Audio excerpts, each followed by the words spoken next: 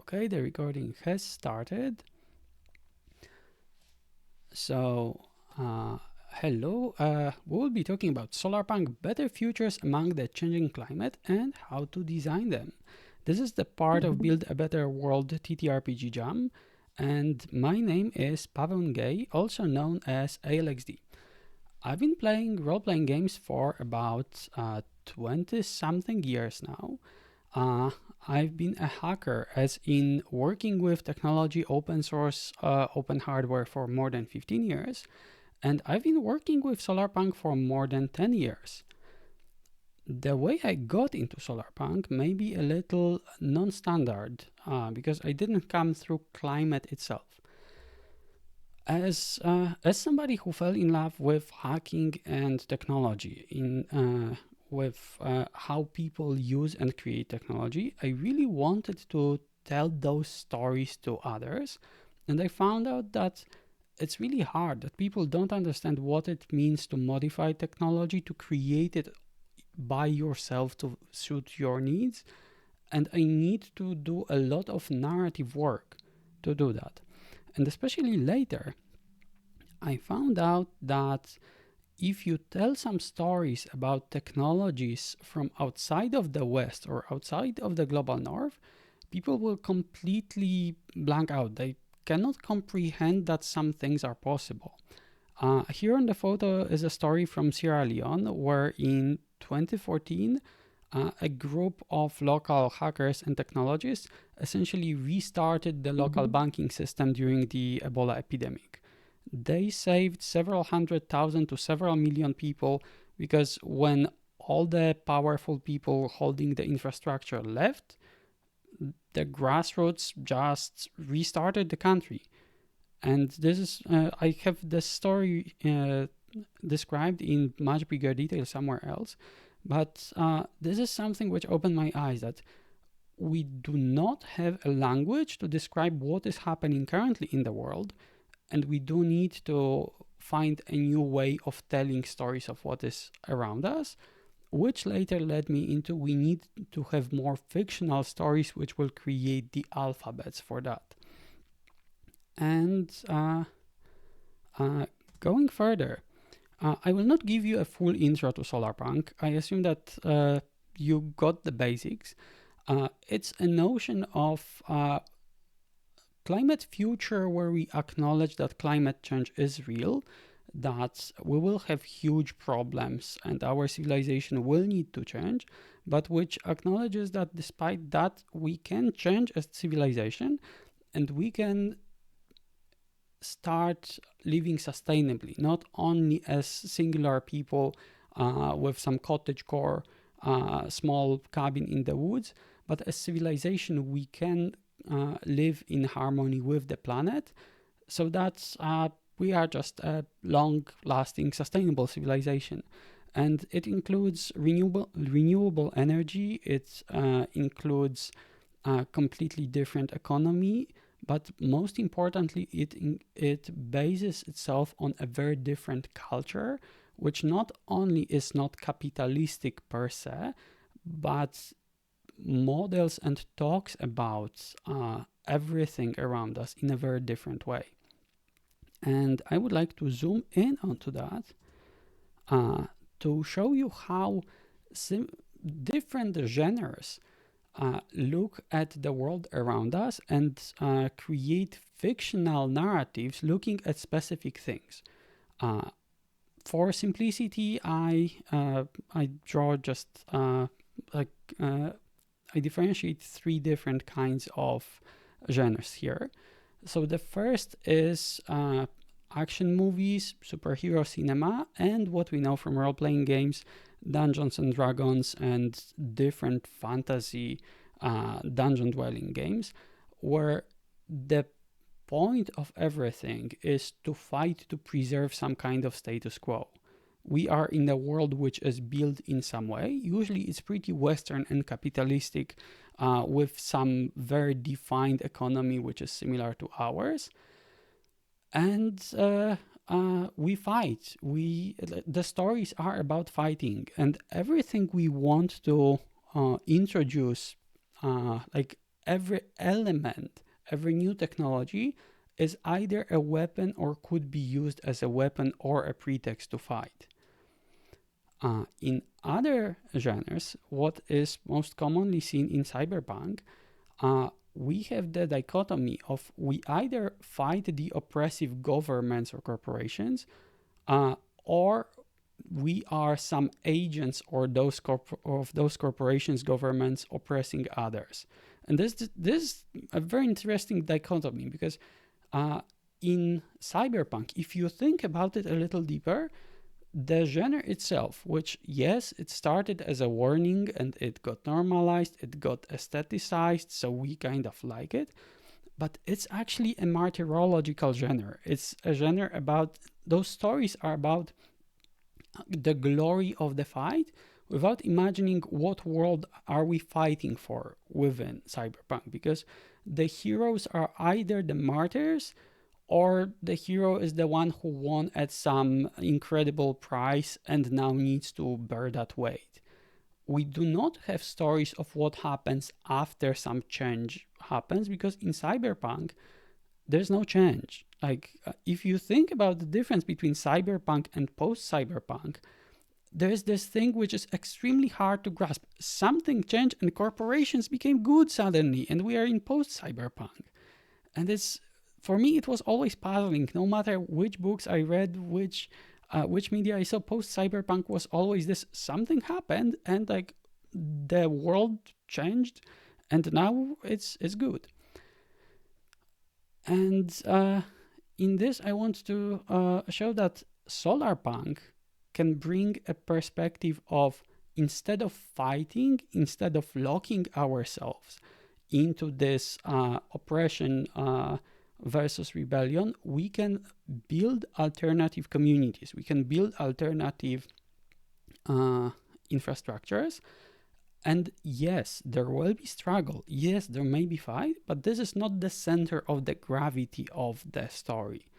And if you think about it, just to show you what's a beautiful blind spot, if you think about a huge project, huge infrastructural and cultural project, which is, for example, Wikipedia, which is like a global library in almost all of the languages created by volunteers, if you were to propose it today, it sounds so absurd that nobody would believe that it can happen.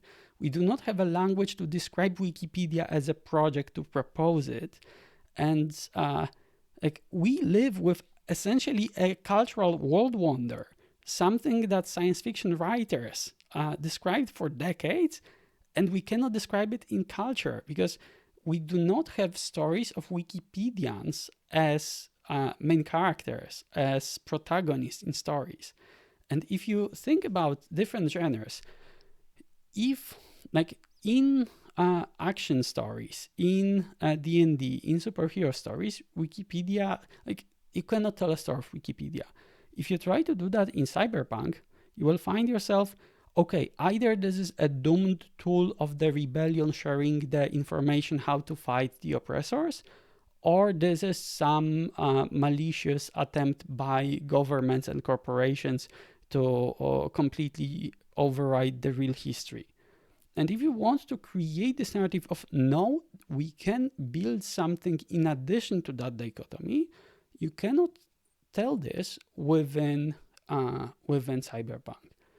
And this is why I myself feel that we need Solarpunk. This is what I want to tell stories about, to find our blind spots and start telling stories about those blind spots. So going deeper, this is a beautiful picture by Commander Jugendstil. This is a reinterpretation of Athens School with Plato and Aristotle. But the most important part, in Solarpunk, we imagine different visions of the future with the change being cultural and not technological. We do not have magical nanorobots which just solve the climate change. We do not have magical solar panels with 99% efficiency, but instead we change how we relate to each other. We change how we create like our industry, our technology, our economy how our communities are built and how they function, how we treat daily tools and objects, how money works and whether there is money, how we see people who are not currently being seen as productive within economy. So whether people doing care work or activists. And in Solarpunk, this led us to a different shape of the world. So when you will be thinking about any world, any game, think about the technology and this aspect of futurism that technology brings as secondary, and the main driving factor would be what are the new ways of relating to each other. And when you think about technology within Solarpunk, I want you to think about technology as infrastructure. So as something which is invisible all around us. And I don't just mean, hey, let's define that technology is only the electrical grid, but let's think about each object as this very much cradle to grave circular economy approach. Like, okay, I have an object, I have a tool, I have a device. When was it created? How can I use it? How can I maintain it? What will happen with it afterwards? And suddenly we see that a lot of devices will have this communal aspect because we use it communally. We need people to maintain them, no matter if this is something which is inbuilt in our wall or if it's a tool in my pocket. It's something that's, hey, I will go to an expert to like fix my shoe, to fix my phone, to modify my bike.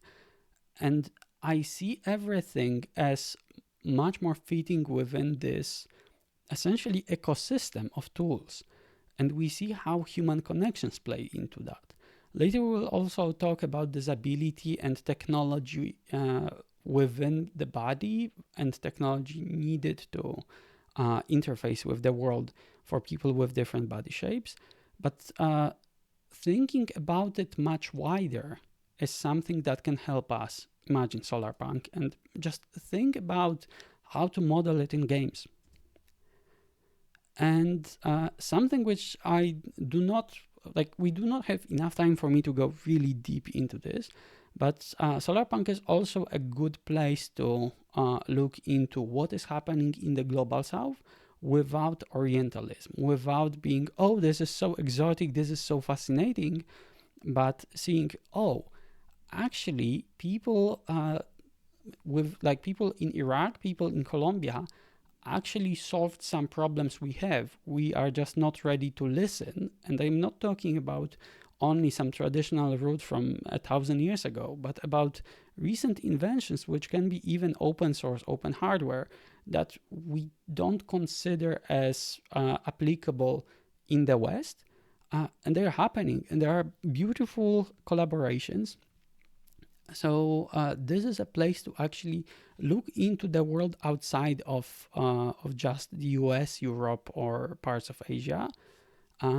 And also imagine a world which is much more culturally varied. Because if you think about it, in Solarpunk, we want to be using less energy, so the transportation will be much more expensive for not expensive monetarily, but much less common when we are talking about long distance travel. And we will have a lot more connections being online, being remote, but it doesn't mean that there are no connections. So how can the world look like if we have, I don't know, even a dance group set between a group in, say, Seattle and a group in Nairobi? Or what if there is some collaboration going between a workshop in Alexandria and a workshop in Kyoto? How does it look like culturally? What are the new traditions? I will go deeper into it in a moment. Because I think potentially the most useful thing for you, and this is not any official differentiation, but something that can be useful is ages of solarpunk fiction. So how do we think about time? What a lot of authors distinguish is pre-transition. So we are here now. This is 2025, and those are the stories of what is happening right now. It can be fictional, it can be realistic, like it can be reporting, it can be very realistic fiction about modern day or just tomorrow. And we are still within the systems which are broken, which are not allowing us to do a lot with what we want to do for sustainability. And then a lot of books have this phase called the setback. Essentially, the dark age, probably a decade or two, where we have resource wars, major climate disasters, major in a sense where they destroy infrastructure in a way which is culturally important.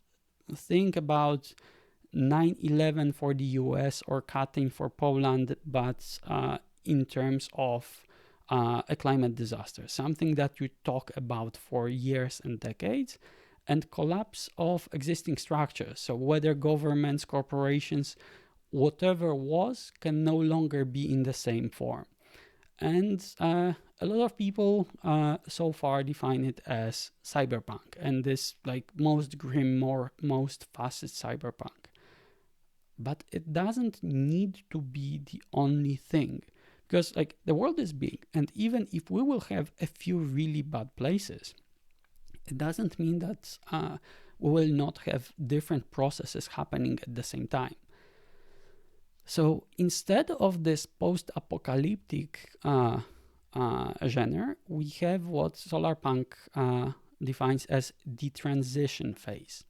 This is the struggle to rebuild, creating or rather prototyping new social structures.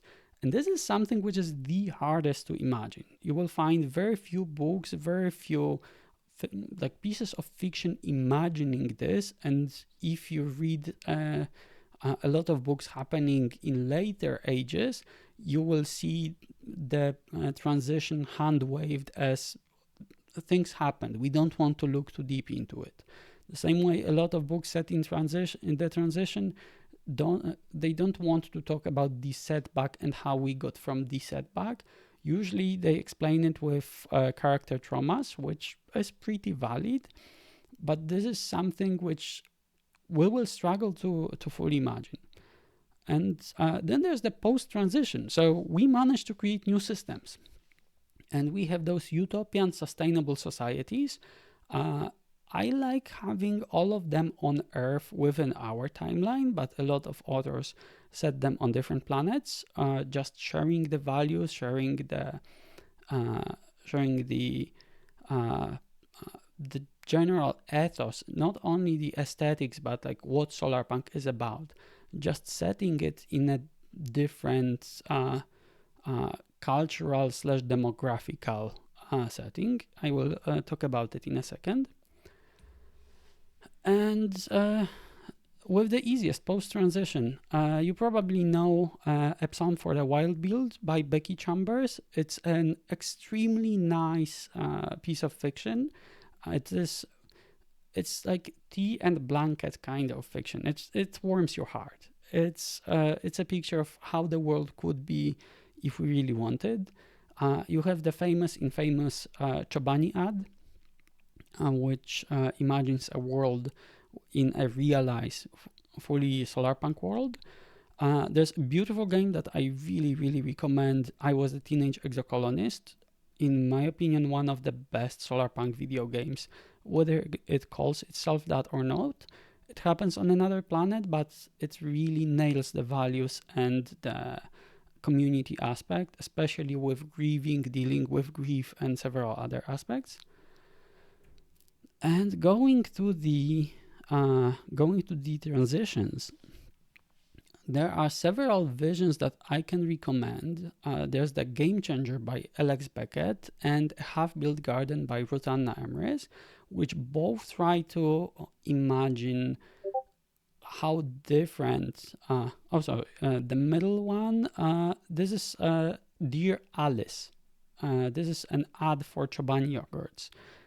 This is a subject of many jokes. Hey, Solarpunks, your most well-known aesthetic masterpiece is a yogurt ad.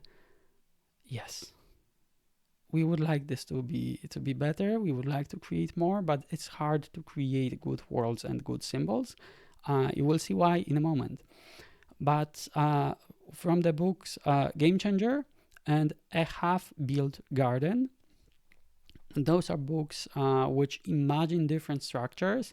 It's very interesting because they are very much post-something worlds where you can see how they are built on our world after Facebook, after mega corporations, and they own it. But they are trying to imagine how differently we could how different structures could be built on top of it, and how democracy, liquid democracy, and other things can lead us in other places. There's When You Had Power by Susan K. Quinn, and Walk Away by Cory Doctorow. Walk Away is a perfect Solarpunk book for the first half. The other half is post-cyberpunk. It saddens my heart because he came up with some like magical things to describe the setback and the transition, how it is possible. I would like it to be harder and more grounded, but those books can give you really good ideas of how to imagine the transition phase. And for me, one of the most important thing in Solarpunk is the hope and the utopianism only make sense when we acknowledge the traumas that are happening, that when we acknowledge all the pain and suffering that will happen. And this also means that if you are designing a Solarpunk game, it will not be for everyone. It will be hard for a lot of people to actually say that I am comfortable sitting with a game which has major refugees that we do not dehumanize or handwave, or this is set in a world where everybody has lost someone important to them. It's the same way as there are a lot of games which feature wars, but few games explore it emotionally. More about it in a second. And for anybody who has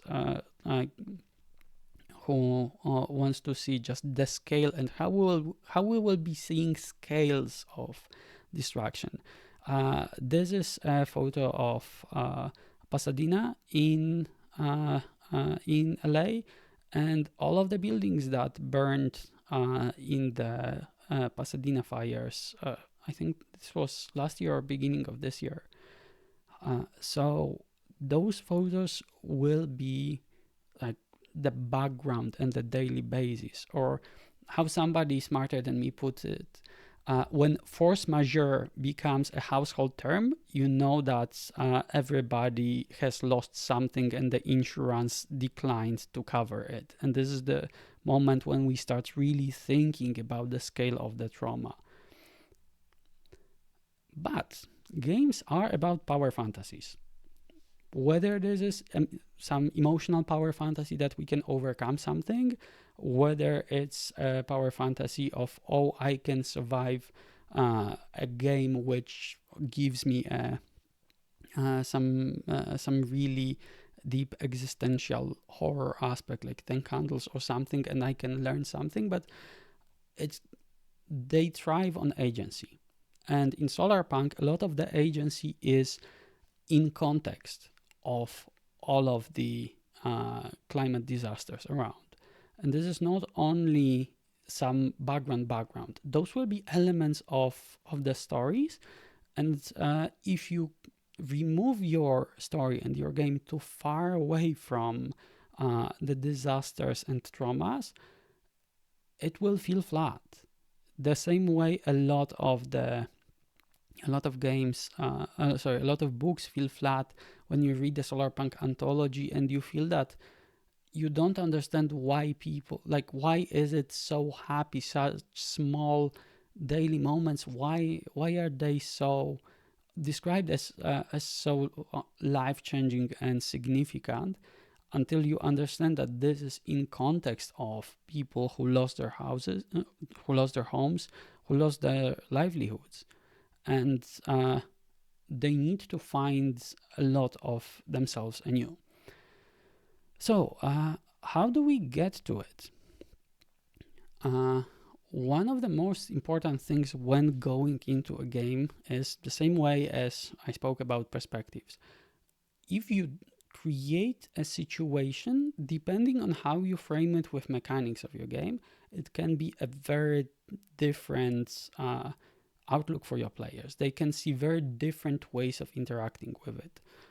Together with the Lemon Out, we are working on a good way to represent that visually. But imagine your standard D&D way of interacting with the world. So imagine characters being in a situation and obviously going to violence, or at least to direct opposition, because this is how they interact with a game. They don't need to be murder hobos, but when 90% of the game is conflict mechanics, you will get conflict. If you would run the same story in Cyberpunk, you would maybe get some protests, you would get some heists, you would get some more detailed, more subtle oppositions, but you would still get a lot of oppositions, conflicts, and antagonization.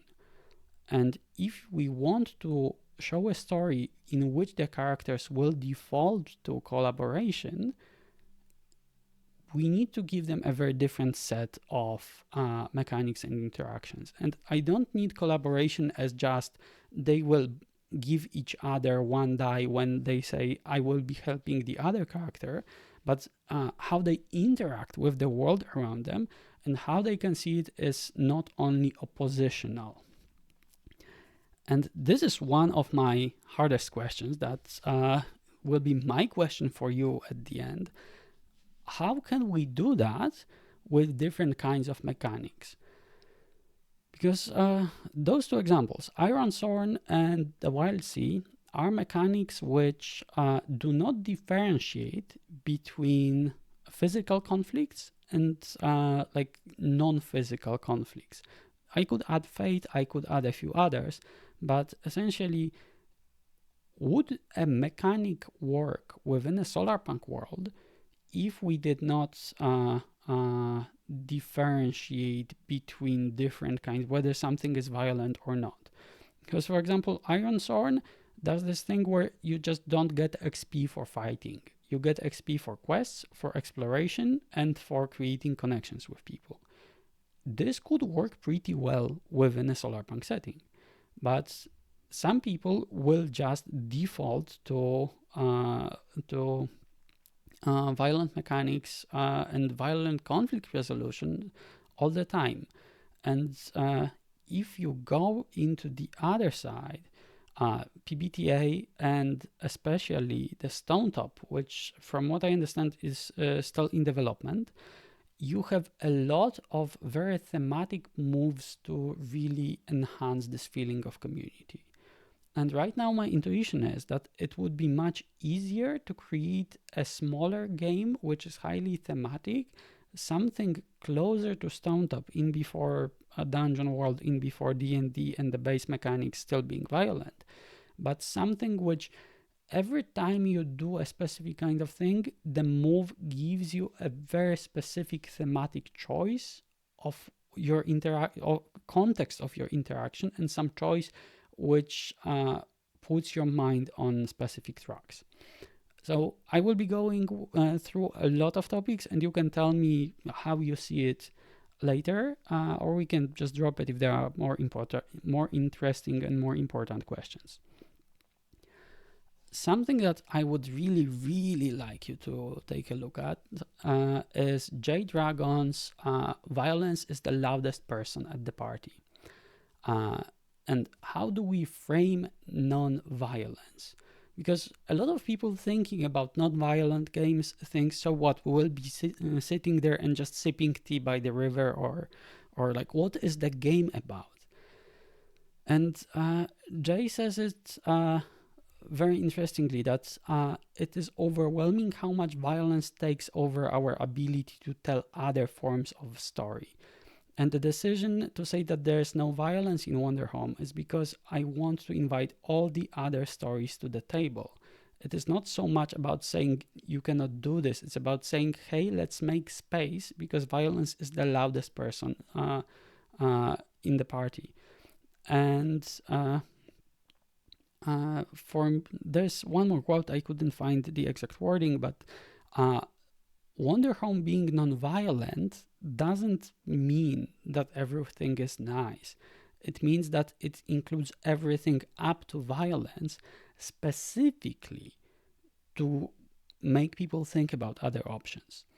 And if you are designing a game in which you don't want players to be violent, I would have a few ideas because I've spoken with a lot of people. I advised two game, so I advised two game designers creating their own Solarpunk games, and this was so far the biggest conflict between us because they really wanted to have the like a default violent conflict resolution, and most of the mechanic was in that direction. And they argued that if you make the mechanic really deadly, this will make the players unwilling to risk things. But then you will have a lot of characters from the community you want to tell story about dead, and unless you add something like giving them a death move, PBTA like, you kind of don't interact with their death. Their death is cheap because it's just some NPC.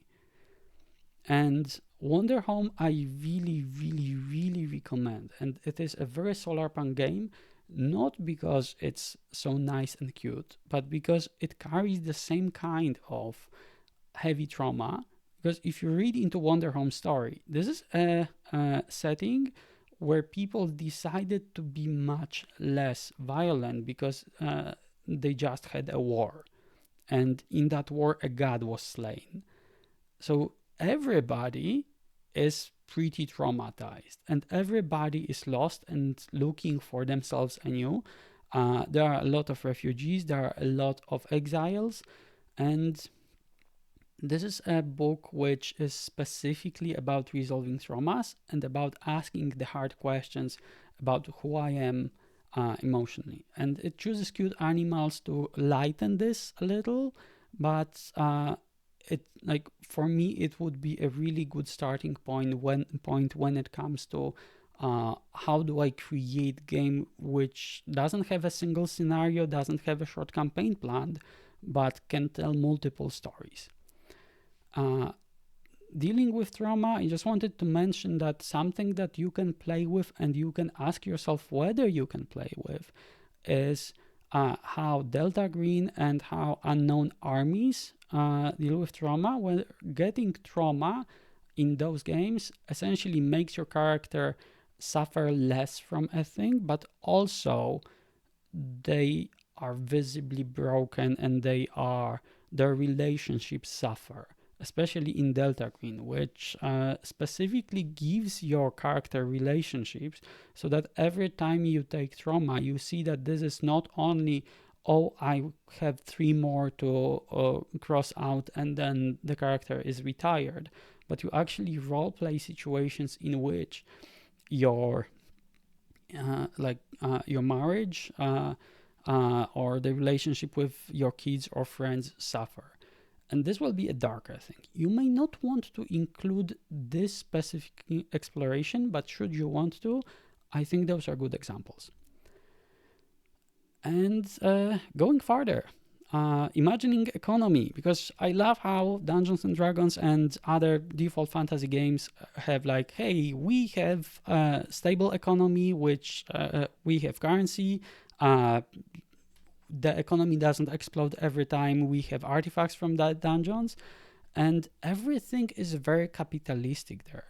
But how would you imagine a world in which you don't have capitalism. And markets do exist. People still share things, people still exchange things. You just do not have the notion of single currency. You do not have notion of, let's say, advanced financial instruments. And what if, for example, in this world, by default, everything material is shared. You have economy, and whenever you need something that you don't need every day, you can go to a library, and in that library, you can just borrow it and return it in a few days. And I like how, just thinking about it, suddenly all this role for availability of something with your +2 resources, it makes sense. In few other economies, it makes sense, but I like how in library economies it could. Something that you may consider if you want to talk about regenerating ecosystems and rebuilding infrastructure is generational play.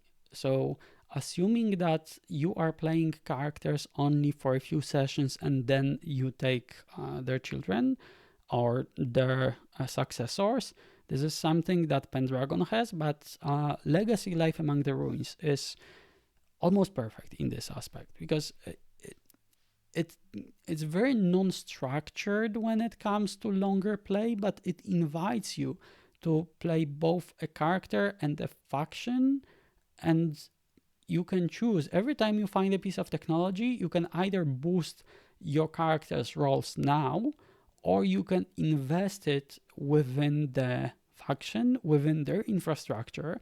So you can choose whether this will be something that will be just one-off now, or something that you will see more throughout the years and ages. And I quite like it, how it inspires you to think on a longer scale, how like it doesn't have a system where you really build a map. I think it could really use something like that, but it is a really nice point if you want to read about games with generational play and rebuilding. This is PBTA, so it may read weird if you haven't read PBTA before. And starting with your questions, because I tried to incorporate some of them at least.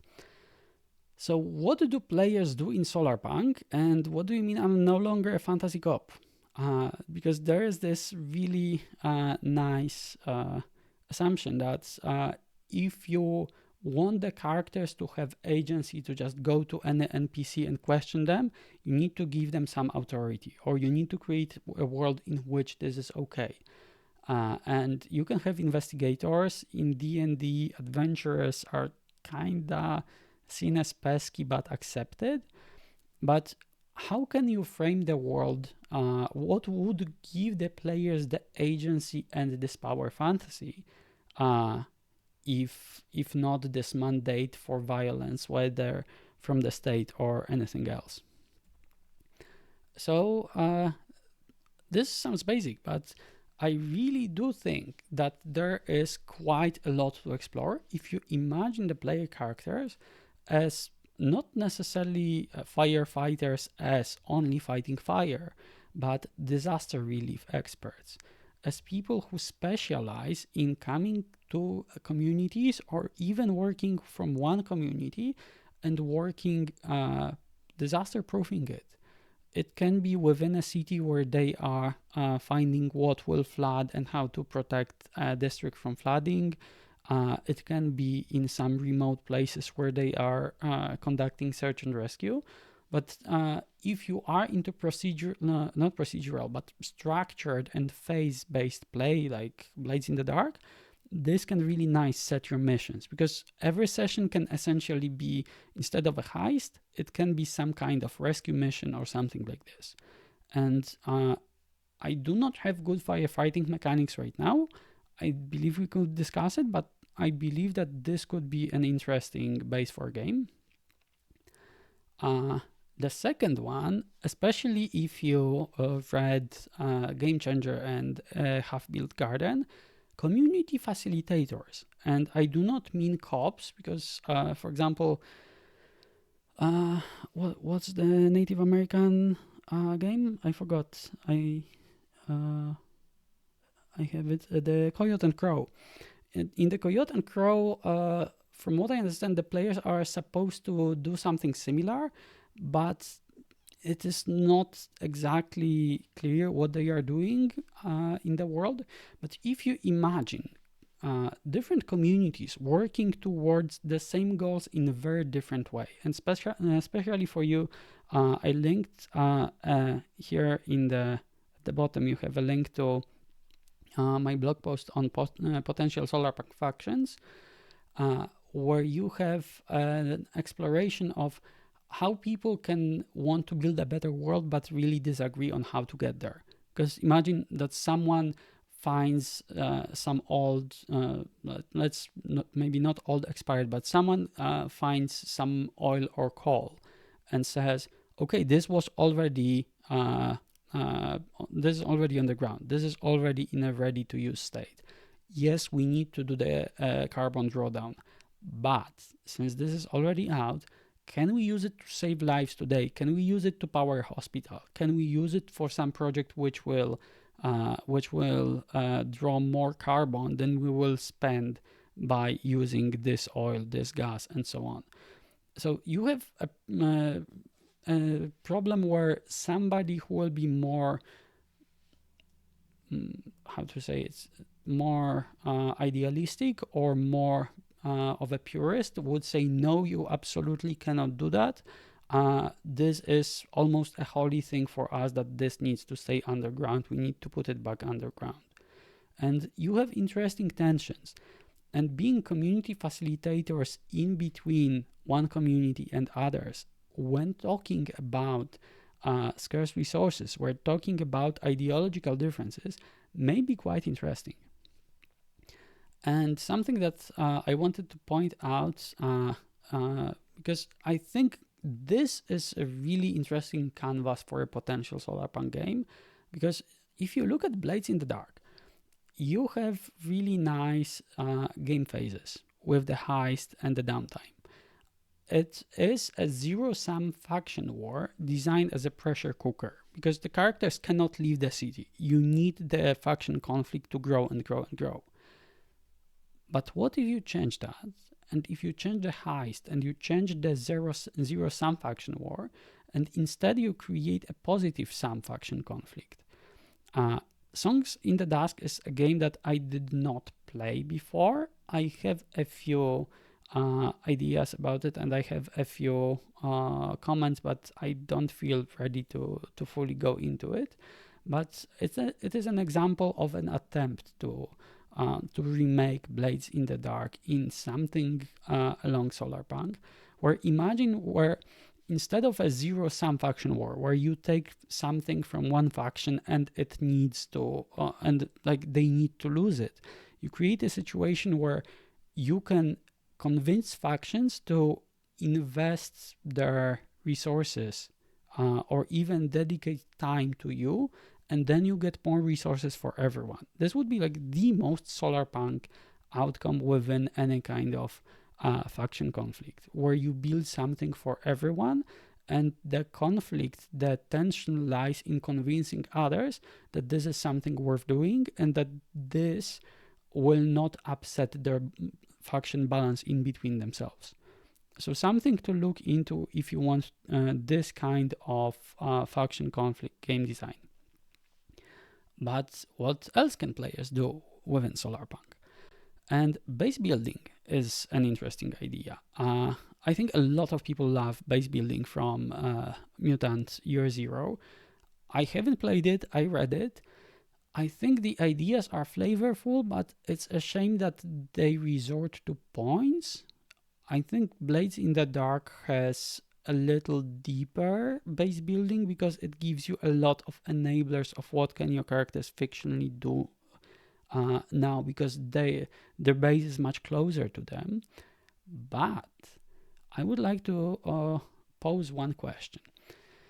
What I was saying before about the PBTA versus OSR or more universal mechanics is, how do you create a world in which your players are actually invested in building it in a Solarpunk way, in actually rebuilding it, making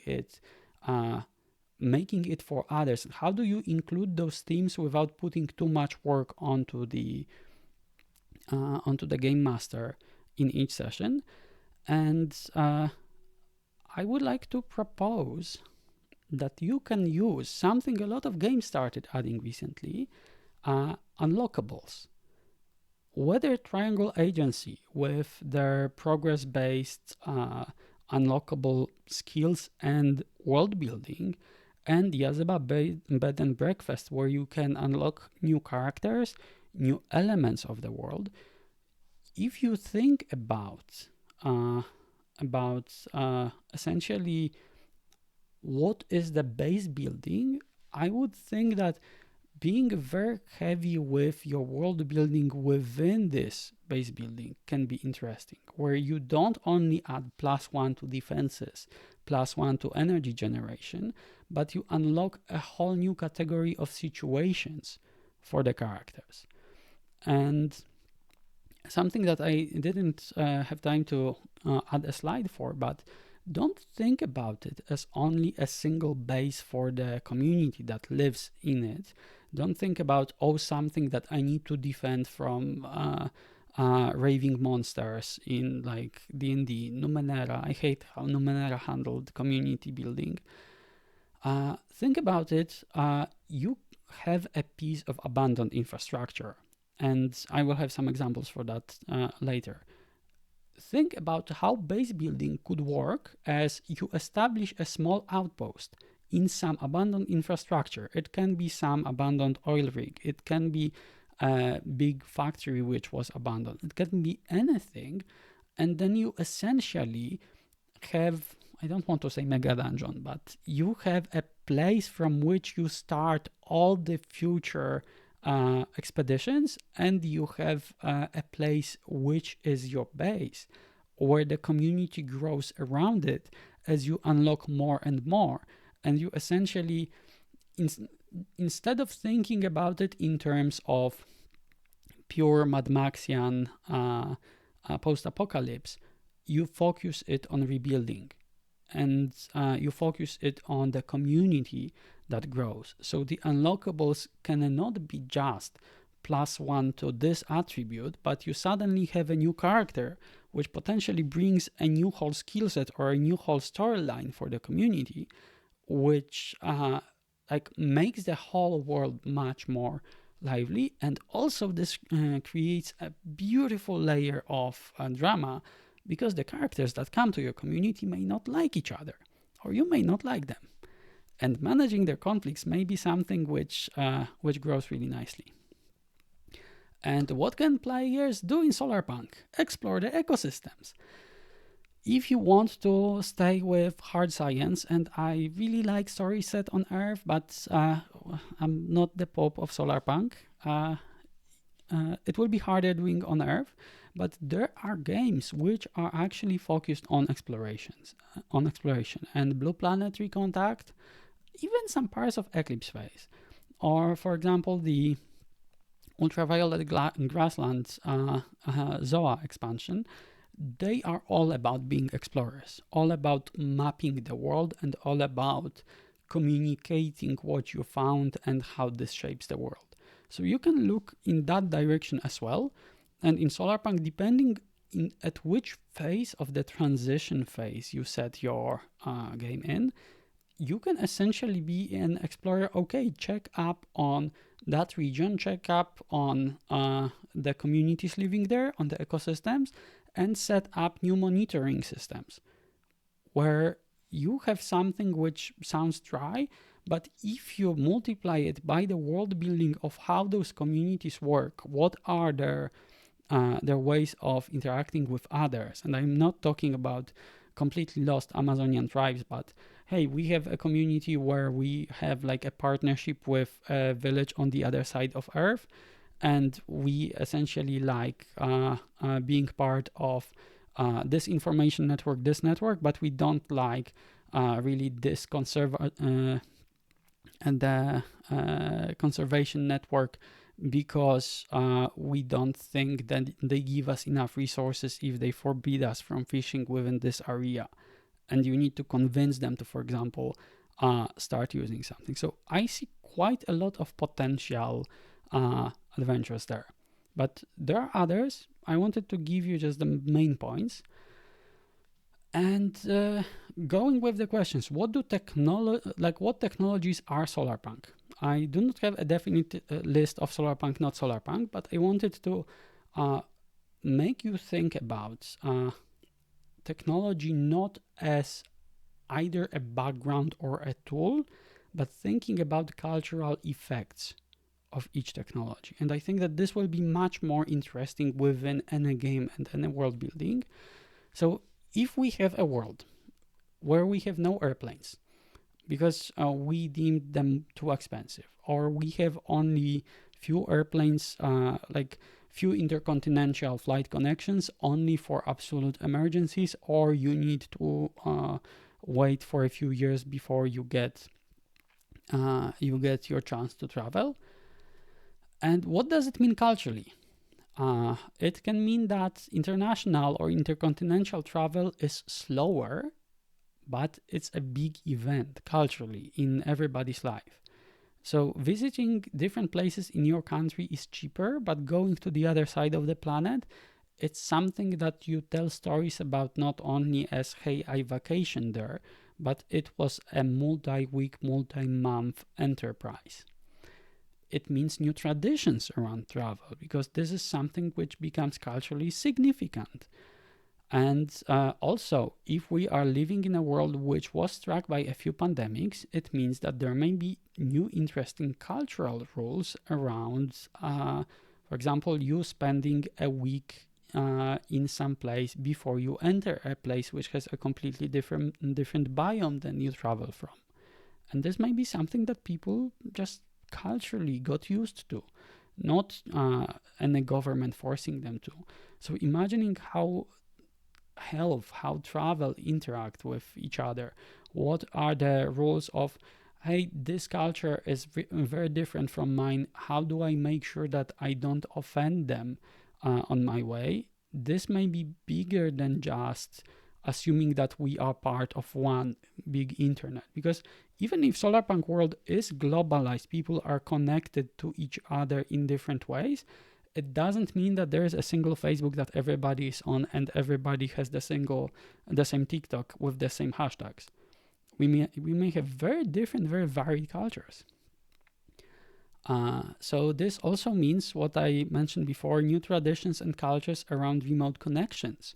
And if we want to have conservationists living in different places of the world, if we want to have people not always moving to big cities to study, but being able to complete their studies from wherever they live, it means that we have very different culture about remote.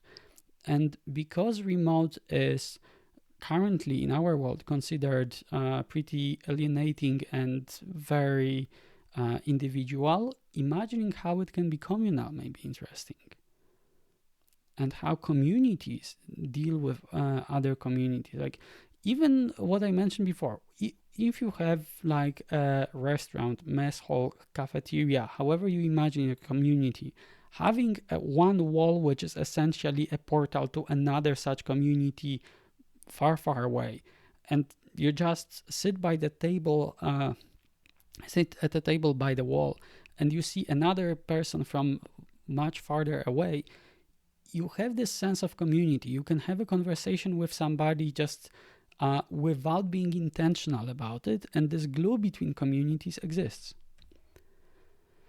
And what I also mentioned about cradle to grave. So if we see things as infrastructure, they have communal aspect. And cybernetic implants in Cyberpunk extremely individualistic, something you buy and you may have or may not have money to maintain. But what if we remove money and corporations from the equation and we think about okay, if we have an implant, if we have a prosthetic, is it something that the character wants and needs? Is it in the shape that they want it? Or is it something mass market produced and, for example, scavenged or reclaimed? Uh, is it is it a choice because a character lost a limb, for example, or is it something that that they chose to change themselves?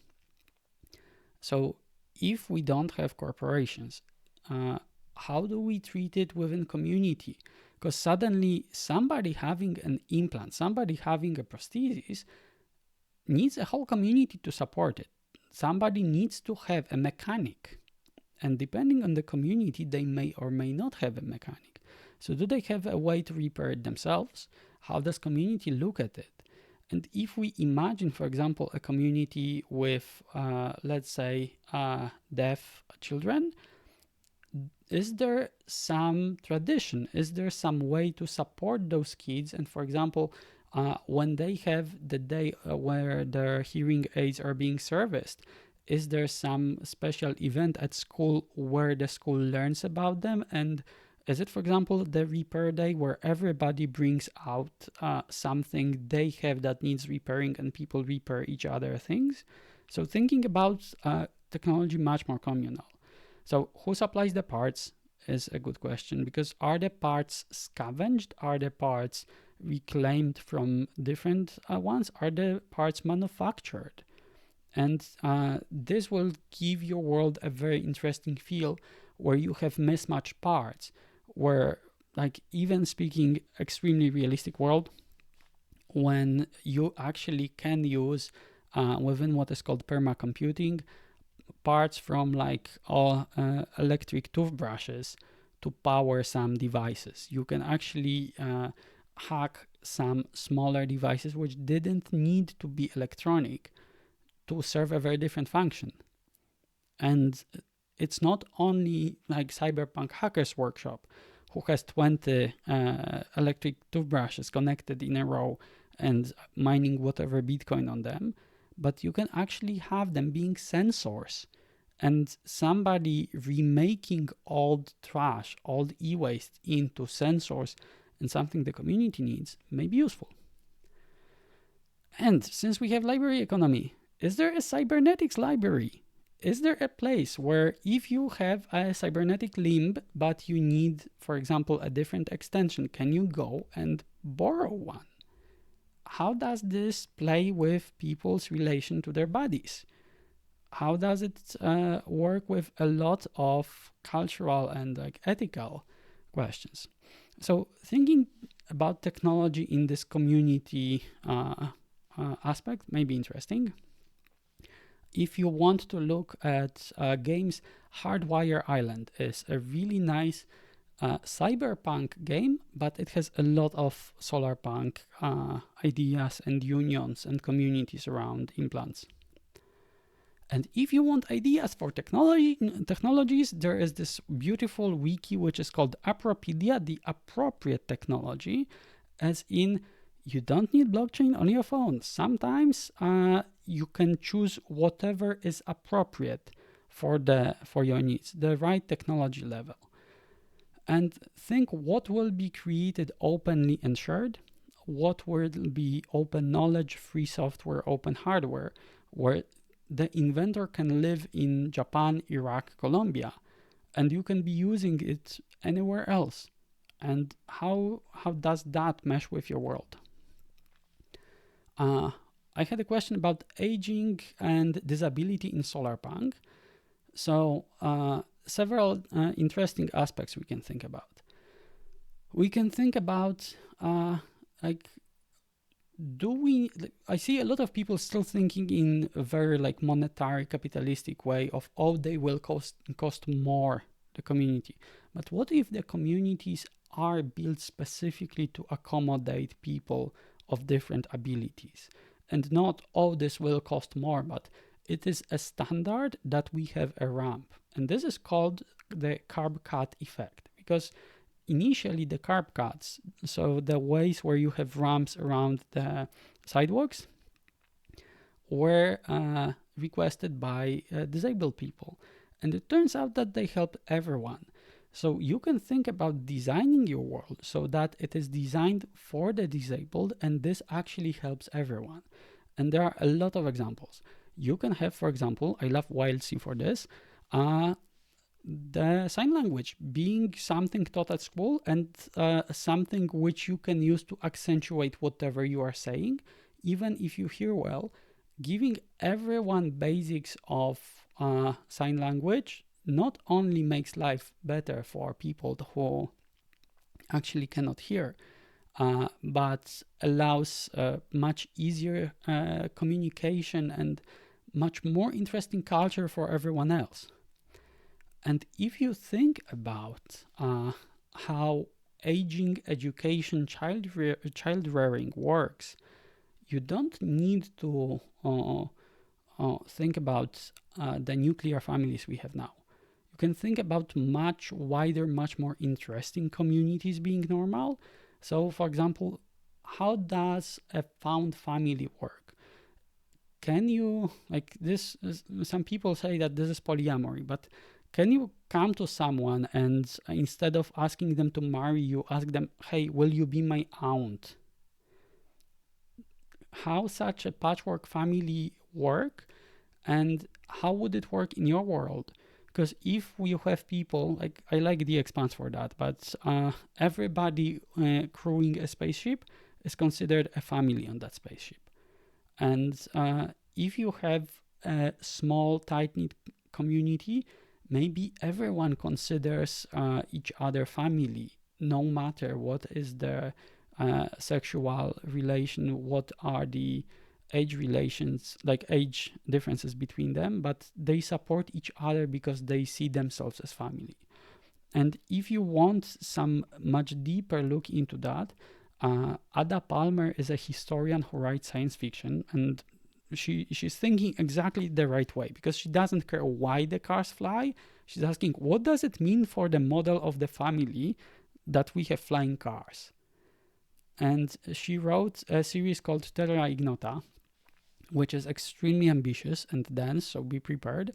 But the main effect of Terra Ignota, like the main aspect of Terra Ignota, is bashes. So instead of families, like blood families, you essentially approach people and ask, hey, do you want to form a family unit with me? And it's considered like a base structure of this world. So something I really do recommend to check out, because it really widens your imagination. And talking disability, I spent quite a few years working with disabled people and working around prosthetics.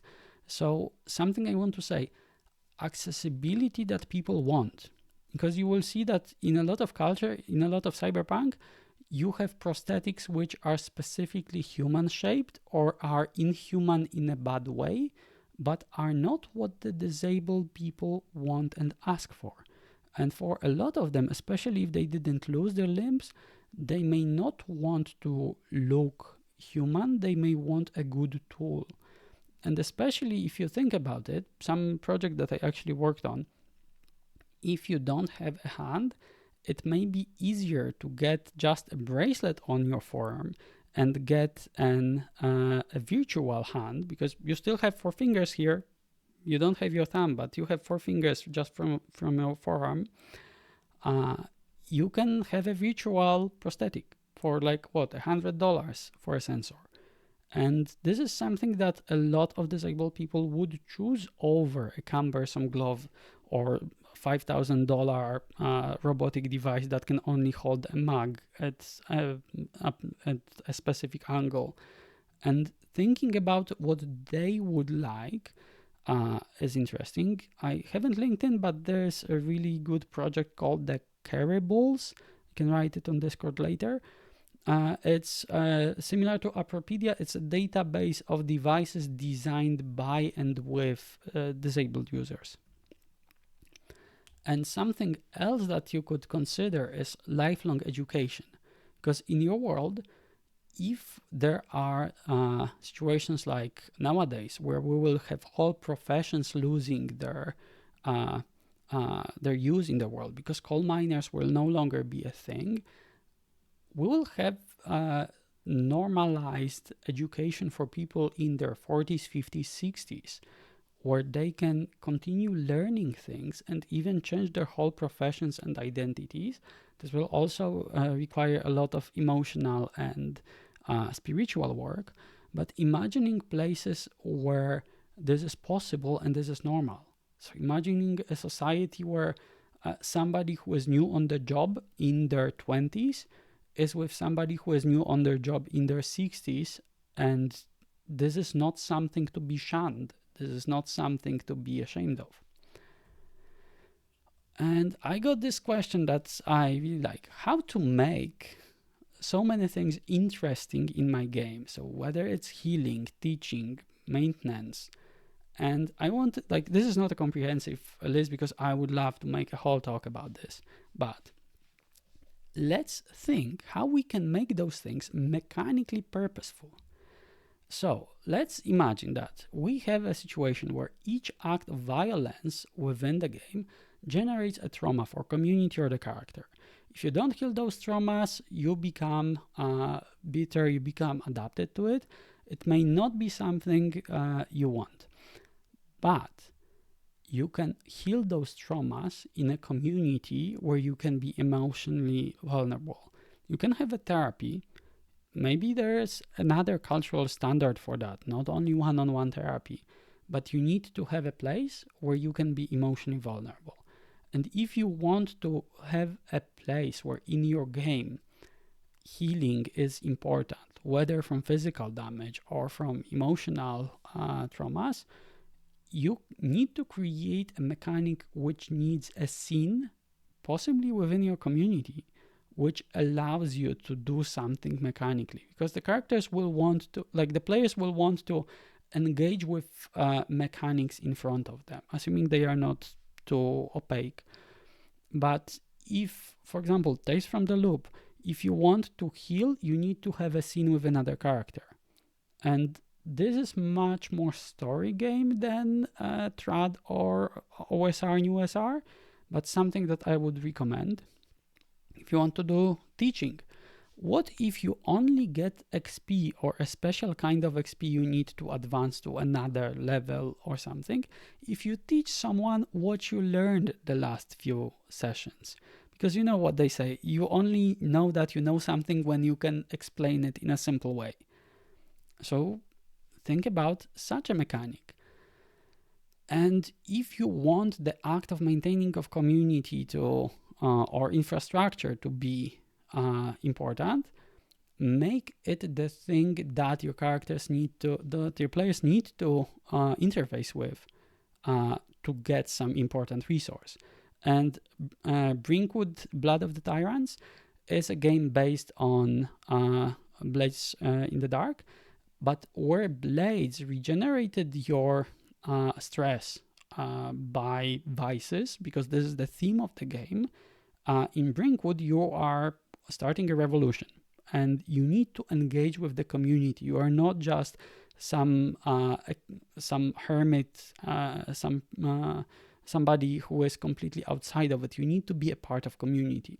And the way this is gamified is you to regenerate a kind of stress in game, your willpower, however you call it, you need to engage with the community.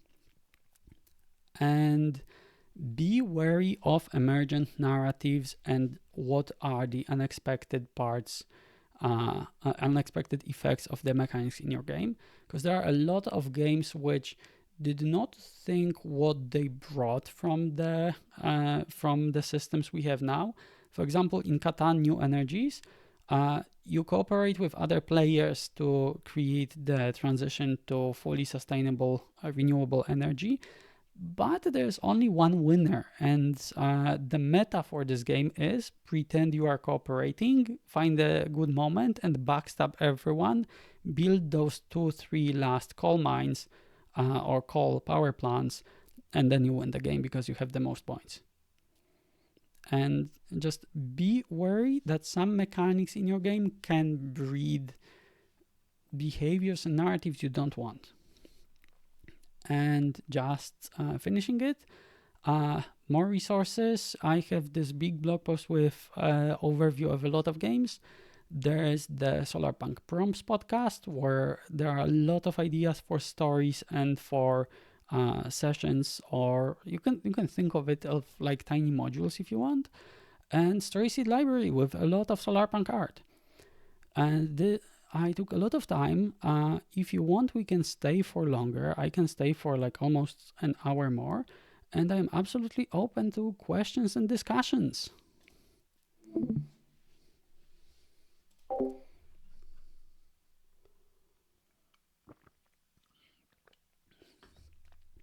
Um, Thanks so much for that. That was really, really awesome. That was a really, really great overview. I think for me, the standout um, thing that you mentioned was how whenever you're looking at technology, think about its cultural effect first and foremost. I think that really made it click for me um, in a way that it hadn't before. I'm glad you brought up Psalm for the Wild Built. I have those books on my desk at the moment actually because I read them last year and they were fantastic. Um, yeah, I guess if I have any questions, I think where do you draw like what what part of conflict, like if violence is a part of the game, right?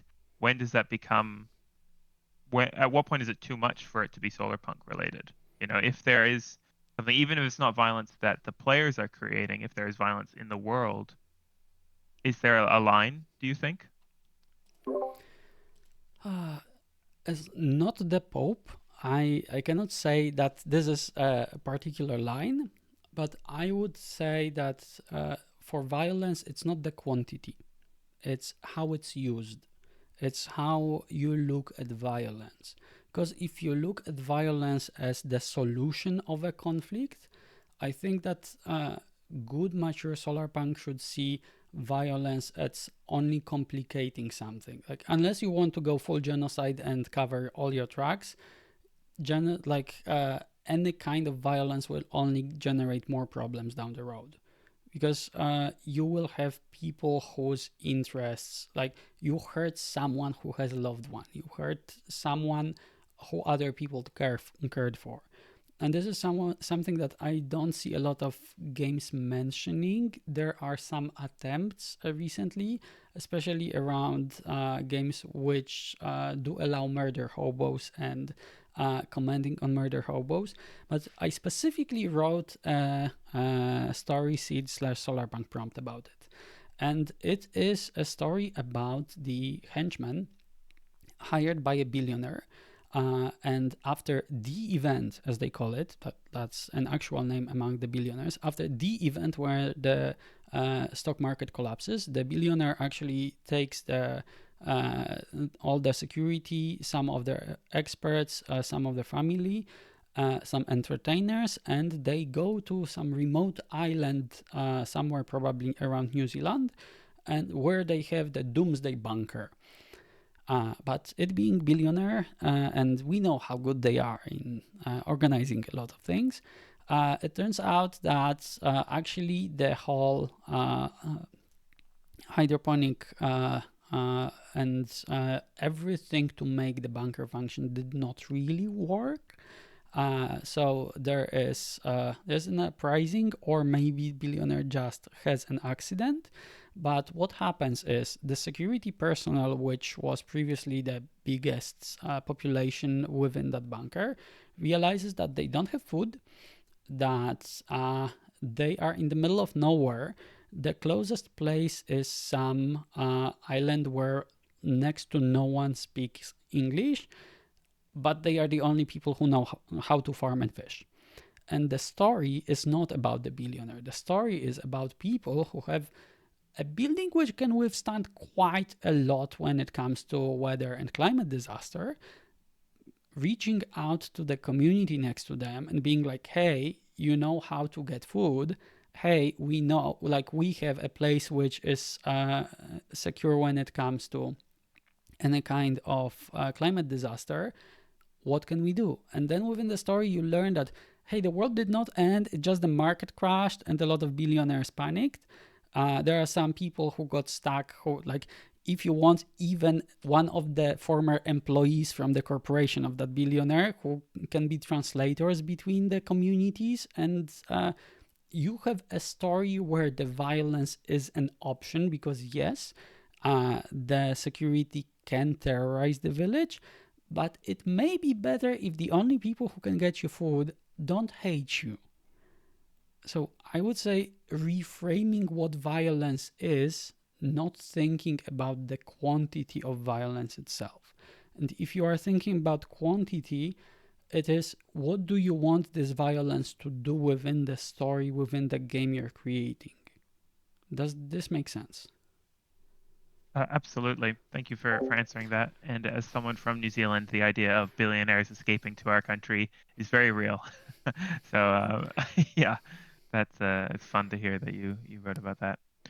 Yeah, thank you so much for answering that question. Do you have any more questions or anything you would like to discuss, or can I bother you about can we actually do world building without PBTA?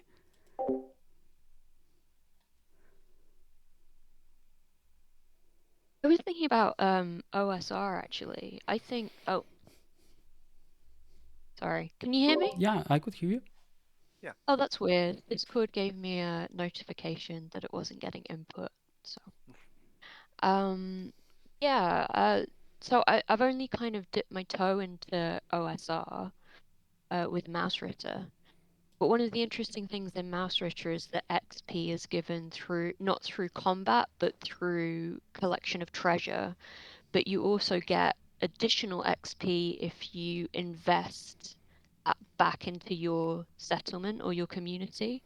So maybe there's kind of scope um for a kind of mechanic that has to do with that kind of resource gathering and then investment. Hmm. This could work, and OSR, like, I think the most useful thing with OSR is it takes not only adventure modules, but you can take parts from different games and put them onto each other, which is possibly the biggest plus in my eyes, because somebody described it to me that OSR is a toolbox, and PBTA and similar games are like a watch which needs to function exactly how it was designed. So you could do that. For me, the biggest problem is you're putting a lot of potential work in the hands of the narrator, the game master, to Mm. prepare a correct set of mechanics and a correct set of potential interactions for the characters, where the players may not fully understand the genre, the assumptions from the get-go. Because if you put someone with, say, triangle agency, they should more or less know what they like. Because of the mechanics of the game, they will be forced into thinking a specific way. Within OSR, you need to put several modules on top of each other, and you can put investment within the community, but you also would need to do a lot of things around conflict resolution, where most OSR and new SR are pretty light from what I understand when it comes to this. So how to, like, they rely on players knowing the genre from outside. Not like, I don't know any OSR new SR which is inventing a new genre this way.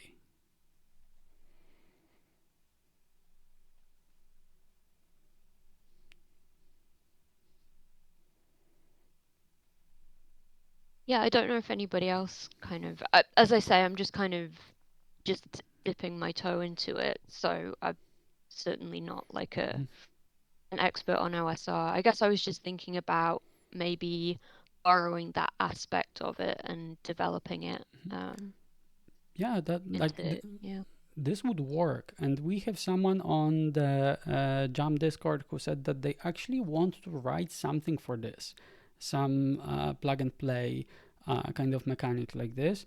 I wasn't able to talk to that person yet, but it may be quite interesting as something you add on top of another game. because that Yeah. could work, just require more work to implement it and make sure it meshes with whatever you're using.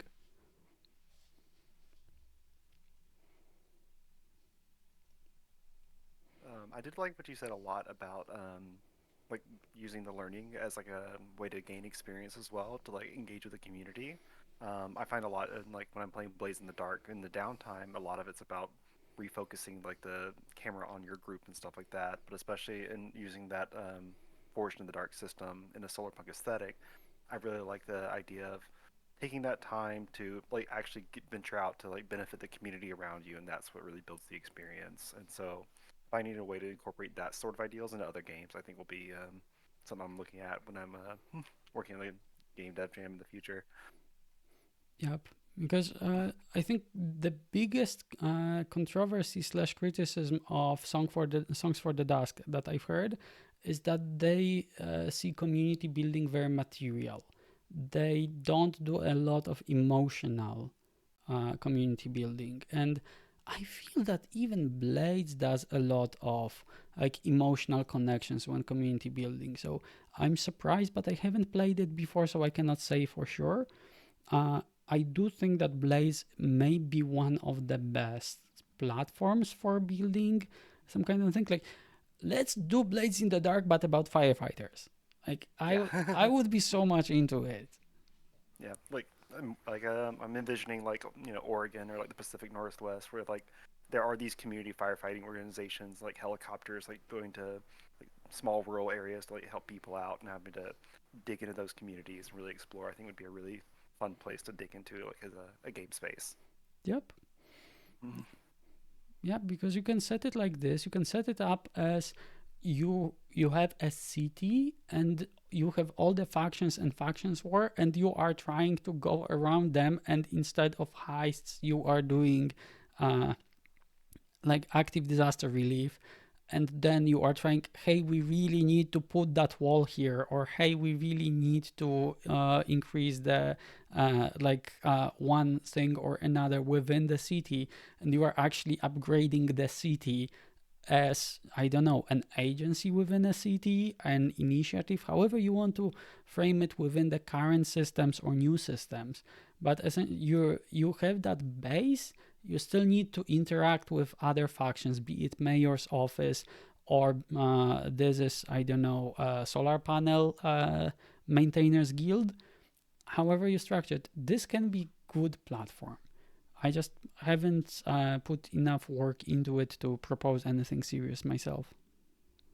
I think I mentioned when we were messaging yesterday that I was really interested in like near future Solarpunk, and so I think like the city bureaucracy would be a great driving source of conflict that's inherently like Yes, non-violent, but everybody has different interests. Where it's like people focusing on like the environment around the city, but also like the needs of the people, and that's yes, could be a driving source of conflict. That's not necessarily violence. I think that's a really cool idea. yes. And I can absolutely see how you actually run a heist by putting some paperwork at the top of the pile on the mayor's office. Yeah, absolutely. So yeah, that could be quite good for near future. I wanted to give you one more framework for near future that I played with, and I do believe that someone dropped it on the channel yesterday. I don't have the link right now, but there are some games which envision a given place some years in the future. So, for example, your city in 30 years.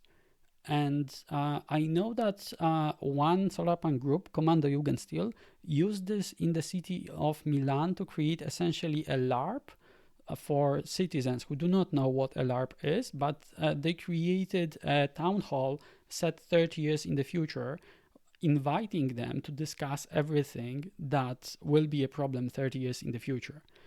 And I think what could work, like you can run educational LARPs like this, but it would be a fun thing to even uh, set a game. Okay, we're getting meta. If you know Persona or the Voidheart Symphony, a game where you have two worlds where the characters are going into, you are playing the characters, playing that LARP, and they are both in one life, in one phase of the game, interacting with real communities, and in the other, they are interacting within the communities within that LARP, or however 30 years in the future, and they see how those two worlds actually impact each other, where the skills they learned in the LARP apply for their real life as activists, as people working today. And if they manage to convince the city or whoever today, the future changes. So this may be an interesting framework for whichever game you want about the future, and it's also nice commentary for several things you can explore here. Yeah, absolutely like the idea of a generational play as well to affect long-term change. I feel like a lot of Solarpunk can be a little bit too idealistic in terms of like wanting to make the rapid change to society, where like naturally some of those things have to evolve over time, especially big cultural shifts. And so I like exploring that as well. Yep. If you think I about, do. Oh, sorry. sorry. I was just gonna say I do really enjoy the idea of having some sort of dialogue between the future and the now as well in the game. I think that's a really interesting framework. I recently moved to Vienna in Austria, so that's where I'm based now, and it's a city that I can see is an interesting template, you know.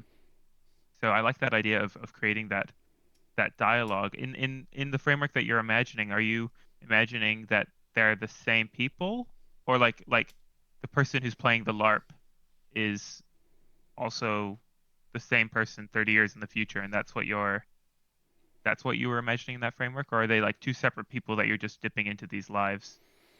You can do both. I do believe that if they are the same person, it can be more interesting because you then can have nice conflict when you have, hey, I can take a decision which will be better for the city, this community in the future, but worse for me, and you see both changing in the future. Cool. I see what you mean. Yeah. Yeah. Awesome.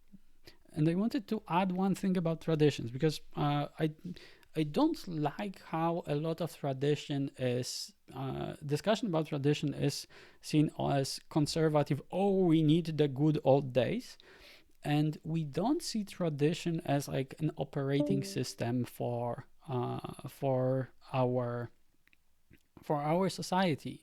Because if you do not have specific intentional education at school, if you did not put enough work as your own person to learn something, you essentially get what traditions, what the default values in the society are.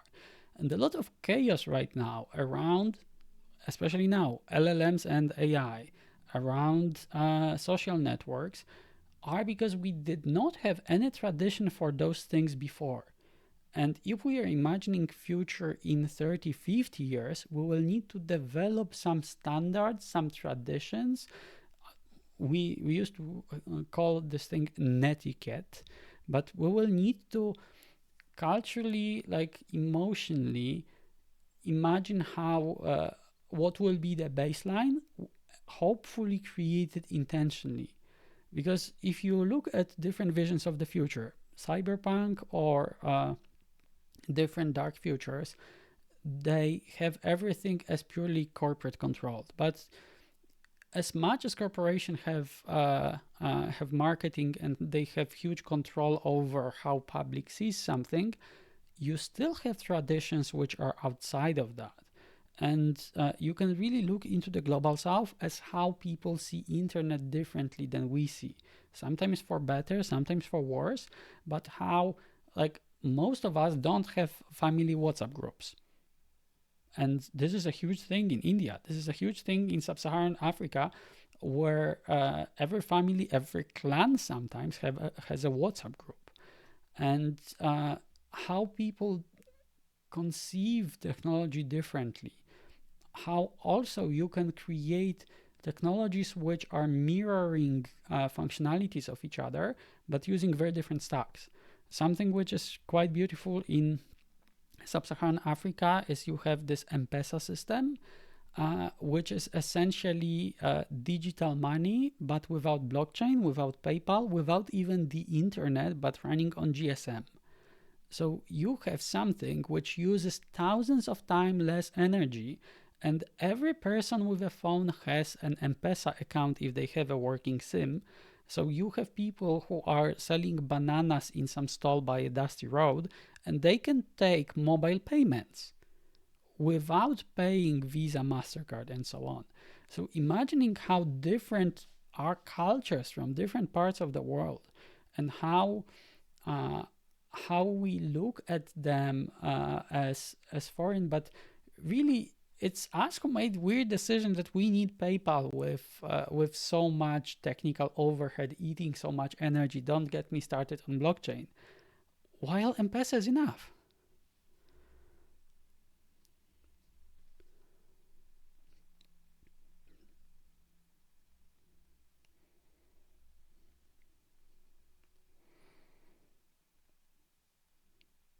So yeah, I will not force you to stay with me longer. I'm just saying I have more time if you want.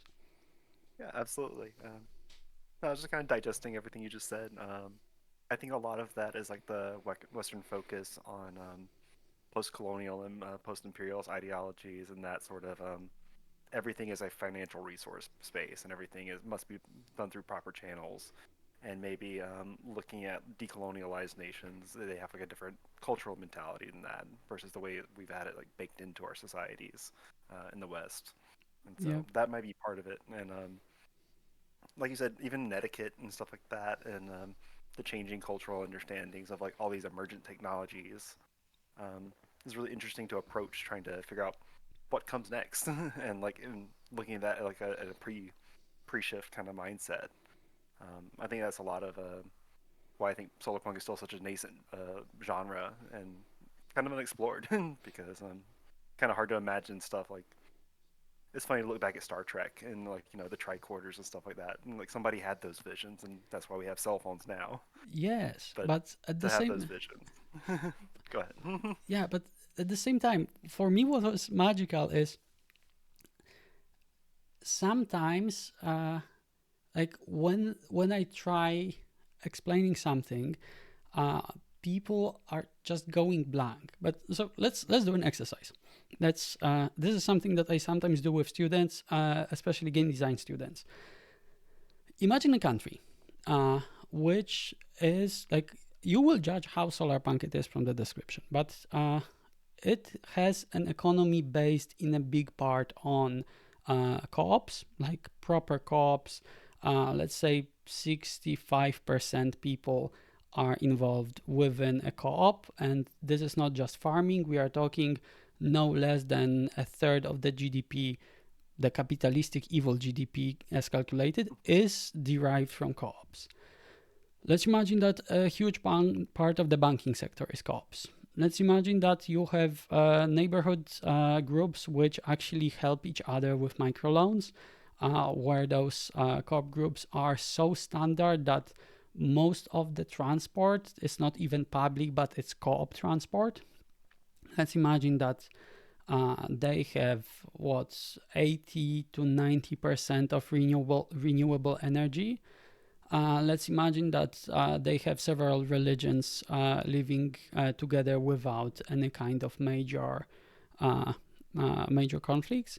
Let's imagine that for American friends, let's imagine that they have fully socialized healthcare, which is free slash for just minimal monthly fee, but we're talking like less than $30. And let's imagine that that such country can exist. So the question to you is, how long until we could arrive at such a society? They still, let's imagine it's not full utopia. They still work with capitalists. They still mesh with international markets. Uh, and let's do education. Let's do everybody speaks like 3 or 4 languages from get go. Let's have multilinguals. So how long until we can have such a society?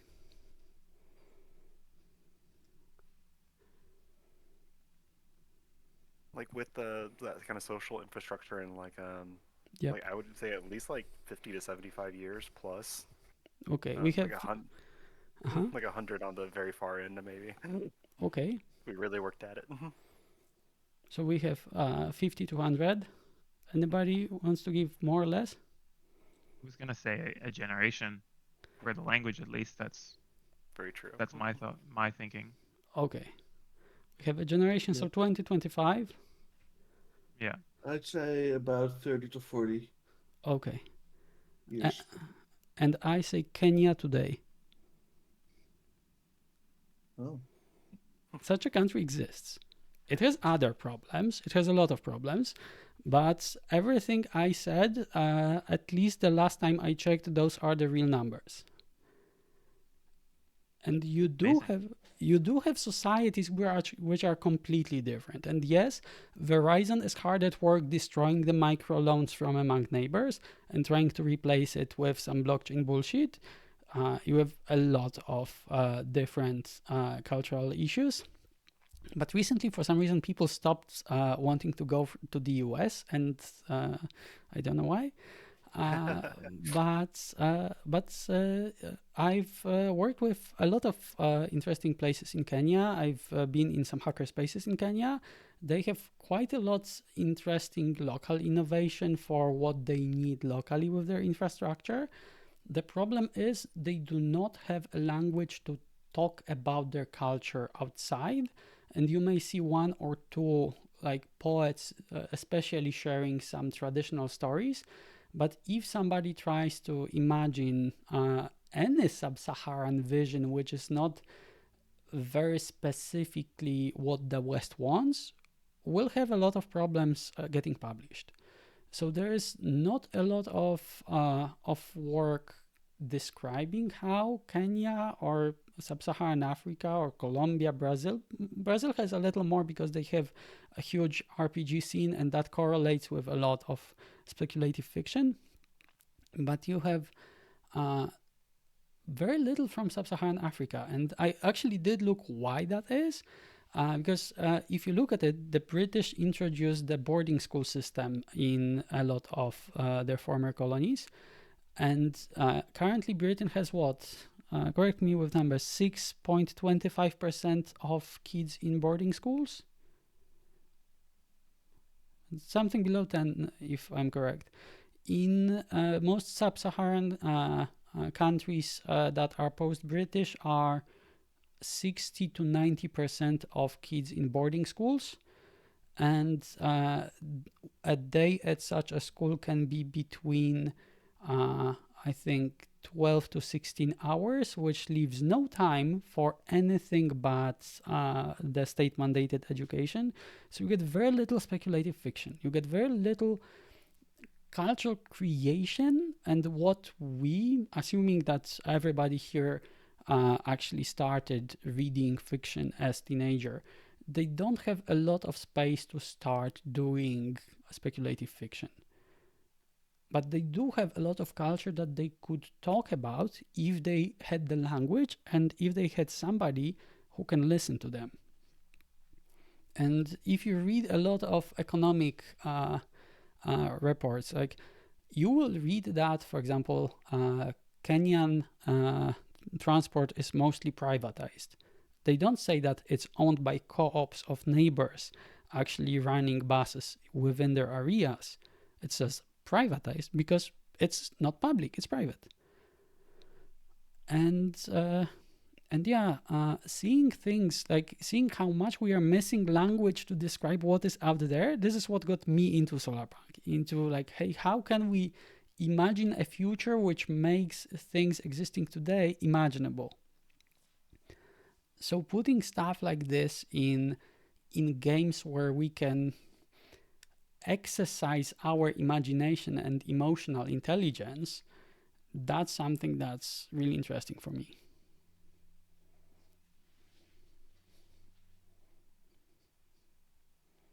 It's definitely something I'm gonna have to explore from the U.S. And so when I think of like privately owned, it's definitely like corporate owned typically, and if anything's locally owned, it's usually public. And so being able to parse those out into separate entities as a government owned versus locally owned is something I'm going to need to explore on my own time. But it is a great point that it wasn't even in my vocabulary to express that until just now. Yep. And if you read about this Kenyan transport, do read because this is fun. They have what is called matatus, and each bus has a DJ. Oh, that's awesome. And in the morning, when people are going to work, they are mostly playing like traditional, like church songs, and good conservative person. But when the students are coming back, let's have a proper party. Great. It'll be a great time, yeah. Yeah, Cool. I will send you some links because uh, as a European, like there are things I've seen in Kenya where my internal European Commission almost had a stroke because like health and safety guidelines within those buses are very much not what I would like to see, but they are beautiful.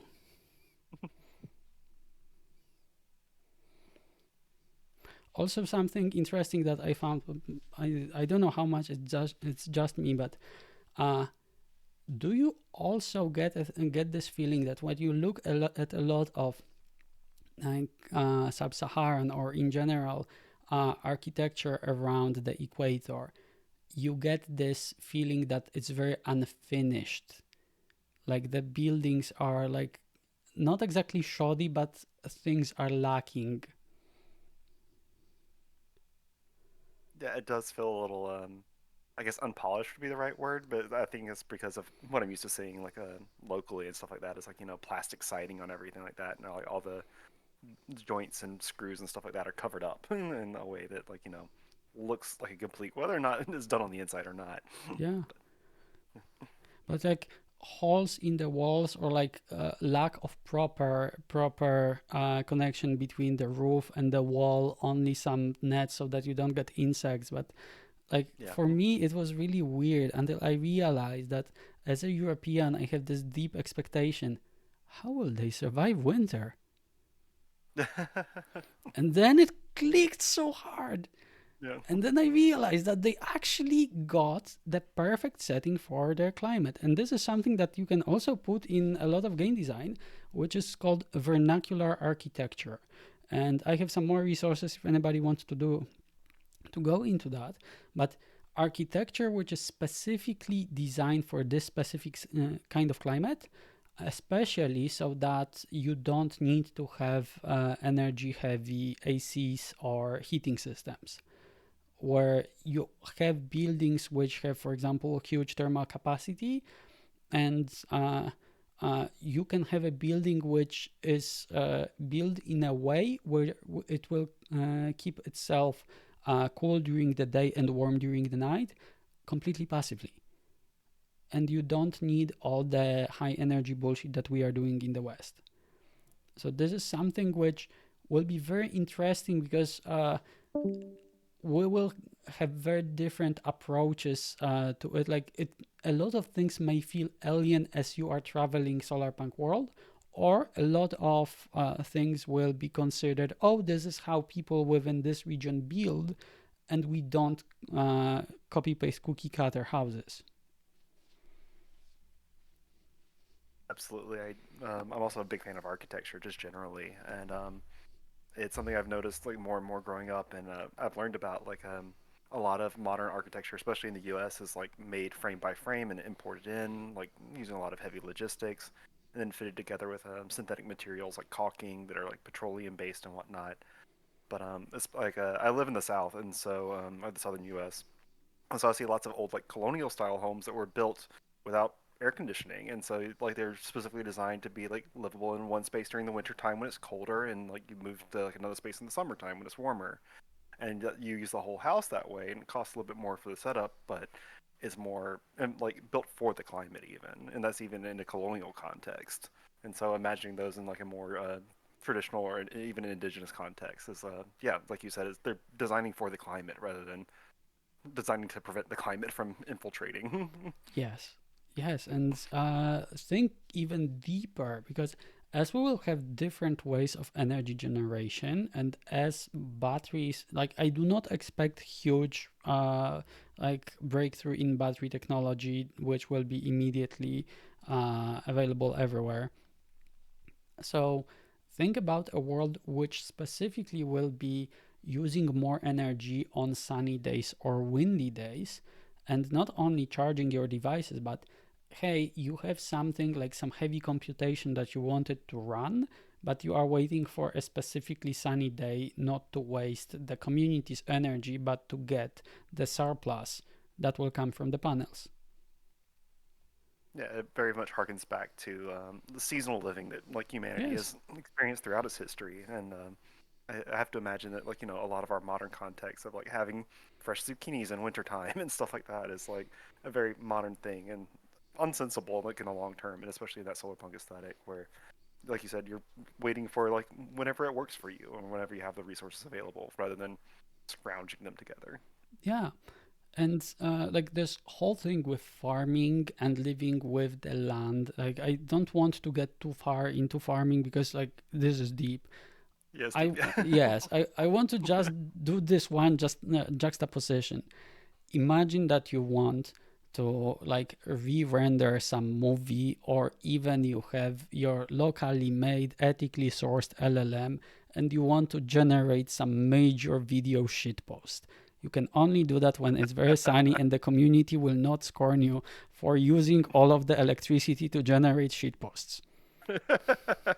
So I'm talking about this kind of juxtaposition because I Yeah. feel that juxtapositions work best when you want to create something very new, like some very new kind of thing. And I really like Simon Stallenhag as an artist. Recently, Netflix did The Electric State. The adaptation is terrible, but Stallenhag has a lot of really interesting things. And he specifically draws retrofuturism, which is it's specifically trying to get this, whoa, this is very familiar but this part isn't, and getting this within whichever art can really get people to internalize and to think about things better. Absolutely. Can you post that name in the Discord as well? Yeah, At some point, yeah, so I definitely want to check it out later. yeah, I will post it. Doop, doop, doop. I've got to head off. I just have one final quick question, which Mhm.